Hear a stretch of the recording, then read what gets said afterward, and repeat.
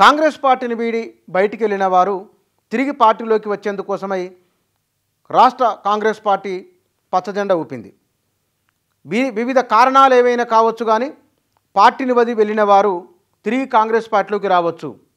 షరతు ఏమిటంటే వచ్చేవారెవరు ఎలాంటి షరతులు పెట్టకూడదు. మీరు ఎప్పటి నుంచో కాంగ్రెస్ పార్టీలో అయి ఉండవచ్చు, మధ్యలో వచ్చి ఉండవచ్చు, వివిధ అవసరాల రీత్యా మీరు పార్టీ వదిలి వెళ్ళిపోయి ఉండవచ్చు. ఎవరైనా సరే తిరిగి కాంగ్రెస్ పార్టీలోకి రావాలని చాలా బలంగా భావిస్తున్నది. దానికి సంబంధించి ఒక పిలుపు కూడా కాంగ్రెస్ పార్టీ ఇచ్చింది.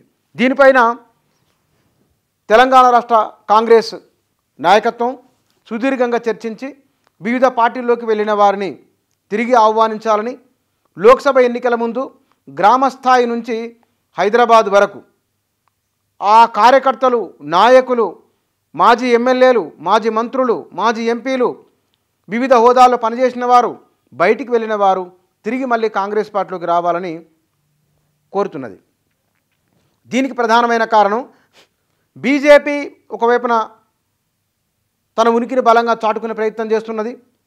బీఆర్ఎస్ అసెంబ్లీ ఎన్నికల్లో ఓడిపోయిన తర్వాత లోక్సభ ఎన్నికల్లో తను కూడా కొత్త అభ్యర్థుల కోసం ప్రయత్నిస్తున్నది. బలమైన అభ్యర్థులను బరిలోకి దించాలని ఒక వ్యూహంతో ముందుకెళ్తున్నది.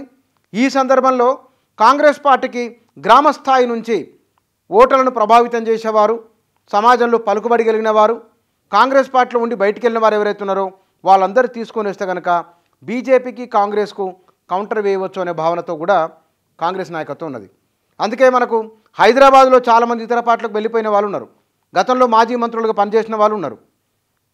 జిల్లాలో మహబూబ్నగర్, నల్గొండ, కరీంనగర్, ఆదిలాబాదు, నిజామాబాదు ఈ జిల్లాల్లో ఒకరు ఇద్దరు నాయకులు మినహాయిస్తే కనుక రంగారెడ్డి జిల్లా మిగతా వాళ్ళు చాలామంది బయటికి వెళ్ళిపోయారు.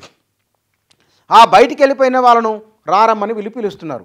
ఇక్కడ గమనించవలసింది బీఆర్ఎస్కు సంబంధించిన ఎమ్మెల్యేలు వరుసగా ముఖ్యమంత్రితో భేటీలు అవుతున్నారు. అంటే వీరి పిలుపునివ్వడం అనేది ఇప్పుడు గతంలో కాంగ్రెస్ పార్టీలో అటాచ్ అయి ఉన్న వాళ్ళు బీఆర్ఎస్లోకో బీజేపీలోకో వెళ్ళి ఉంటే కనుక అక్కడ ఎమ్మెల్యేలు ఉన్నా సరే లేదా నాయకత్వ స్థానంలో ఉన్నా సరే తిరిగి రమ్మని ఆహ్వానిస్తున్నట్లా. అంటే ఈ నిన్న మొన్న వరుసగా జరిగిన భేటీలన్నీ కూడా ఆహ్వాన ప్రకటన రావడానికి ముందు జరిగిన రాజకీయ పరిణామాలుగా, రాజకీయంగా జరుగుతున్న మార్పులుగా భావించాలా అనే సందేహాలు కూడా వస్తాయి. ఇక్కడ రాష్ట్ర కాంగ్రెస్ నాయకత్వము కారణాలు ఏమైనా కావచ్చు, గెలిపే లక్ష్యంగా ముందుకు సాగుతున్నది కాబట్టి వివిధ పార్టీలోకి వెళ్ళిన వారిని తిరిగి ఆహ్వానిస్తున్నది.